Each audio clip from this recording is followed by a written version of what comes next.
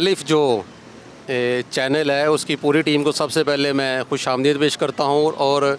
उनके लिए ये बड़ी सादतमंदी की बात है कि आज उन्होंने माशाल्लाह दाता हजूर सरकार के हजूर फैज़ आलम सरकार के जो उर्स के मौके पर आज ये माशाल्लाह जो प्रोग्राम ऑर्गेनाइज़ किया है, हम तहे दिल से इनके मशकूर हैं। पिछले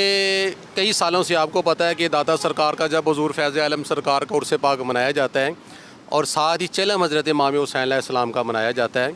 लेकिन पहले आपको पता है कि हुकूमती सतह पर अब इस तरह की बात हो, जिस तरह आपको पता है कि वाक़या पेश आया बम धमाके का भी, लेकिन लोगों की तादाद उससे बढ़ते से बढ़ती चली गई। और बाज़ औक़ात इस तरह होता था कि चेलम पर भी और जिस तरह दाता सरकार का उर्स होता था,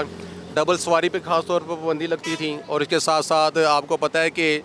अपना नेट वगैरह भी बंद हो जाता था। लेकिन इस दफ़ा मैं क्रेडिट दूँगा माशाल्लाह लाहौर के जो माशाल्लाह आईजी साहब हैं और स्पेशली वज़ीर निगरान वज़ीर आला जो सैयद मोहसिन नकवी साहब,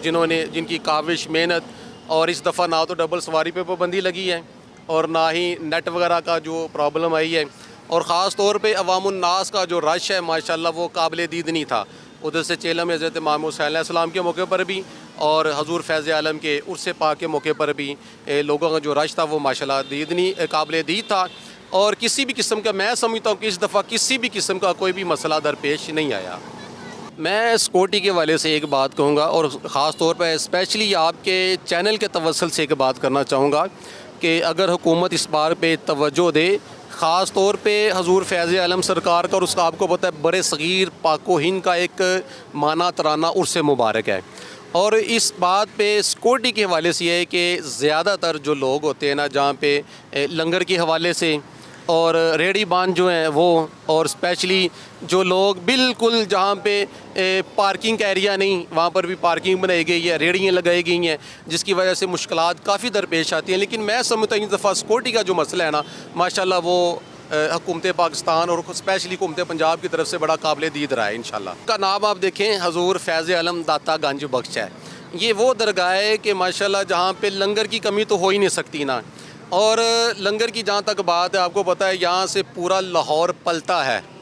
और हजूर फैज़ आलम सरकार के जो दीवाने हैं, मस्ताने हैं, जो उनको मानने वाले हैं, मेरे ख़्याल में जहाँ पर वो पहले एक देख देते थे, माशाल्लाह उन्हें 10-10, 20-20 देखे दी हैं और लंगर की फरवानी रही है। लंगर के हवाले से किसी किस्म, और ख़ास तौर पे हमने देखा है, हम माशाल्लाह गए भी हैं,